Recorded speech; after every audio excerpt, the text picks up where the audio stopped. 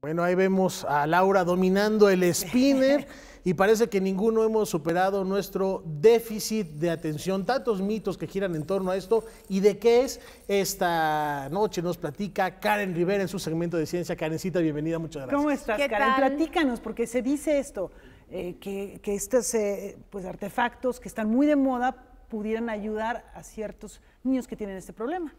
¿Será? Sí, ¿Verdad? bueno, se habla mucho al respecto, pero realmente, ¿será que sirven para aquellos niños que tienen trastorno por déficit de atención e hiperactividad?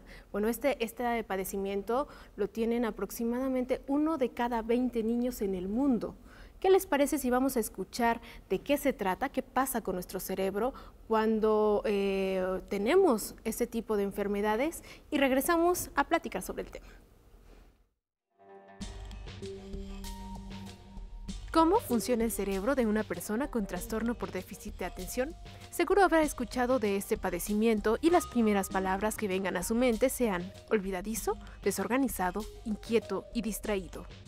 Estudios de neuroimagen cerebral demuestran que cuando un niño sufre este padecimiento hay varias regiones del órgano plástico afectadas, entre ellas la de la corteza prefrontal que se encarga de planificar acciones y regular la conducta.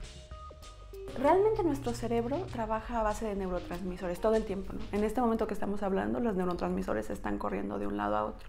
Entonces, cuando nosotros queremos poner atención en algo en específico, hay ciertos neurotransmisores, por ejemplo, la dopamina, la noradrenalina, que están en cierta cantidad que permiten que nosotros podamos fijar nuestra atención en algo. Cuando pasa esto es precisamente por una desregulación, regularmente a nivel de la dopamina y la noradrenalina y la serotonina. Entonces, digamos que ciertos neurotransmisores que nos permiten que nosotros pongamos atención no se segregan en la cantidad suficiente en ese momento. Entonces, aunque la persona quiera poner atención, se distrae con mucho mayor facilidad que a lo mejor alguien que tuviera esa edad o que estuviera en esas mismas circunstancias. Y es cuando hablamos de un trastorno. En el cerebro tenemos redes que procesan información y redes involucradas en la distracción. Los escáneres muestran que la corteza del cerebro se desarrolla más despacio en quienes tienen el trastorno de déficit de atención, sobre todo en los lóbulos frontal y temporal, importantes para la memoria. Generalmente esta área es más pequeña en aquellos que lo padecen. Por ello, en una persona con TDAH, las redes involucradas en la distracción están alteradas. Lo anterior provoca la disminución de atención, de la capacidad de iniciar y continuar actividades, dificulta la memoria e incrementa la actividad física y la impulsiva. Como muchas cuestiones en psiquiatría, es más bien multifactorial. Tiene que ver el ambiente, los límites y al mismo tiempo también la neurobiología y la genética. Después de los 6 años, cuando el niño en teoría tendría que empezar a poner atención durante tiempos más prolongados, por ejemplo 15 minutos, y que es cuando entran a la etapa escolar, es cuando se comienza el diagnóstico. Y bueno, se decía anteriormente que en la adolescencia remitía el trastorno por completo después de los 16, 18 años, pero hoy en día se ha encontrado que alrededor del 50% de esos niños que tuvieron déficit de atención en la infancia lo siguen teniendo en la adultez, y entonces es cuando hablamos del trastorno déficit de atención en el adulto.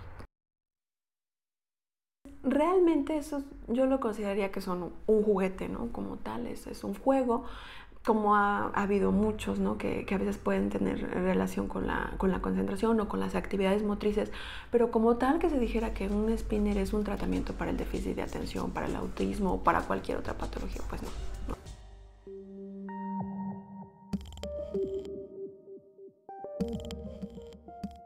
Bueno, Adelante, Laura. No, es que me quedaba pensando que efectivamente, creer que un pequeño artefacto, un solo elemento puede solucionar algo que es multifactorial, resulta pues muy superficial, ¿no? No, bueno, había muchos mitos al respecto sobre este juguete, porque en realidad es eso, es un juguete al que, bueno, le dieron la habilidad como de tratar este tipo de trastornos, pero ya escuchamos, fíjense qué interesante, un niño a partir de los 6 años tiene esta capacidad de concentración de 15 minutos. Una persona adulta a partir de los 30 años puede concentrarse hasta 40 minutos, después ya no.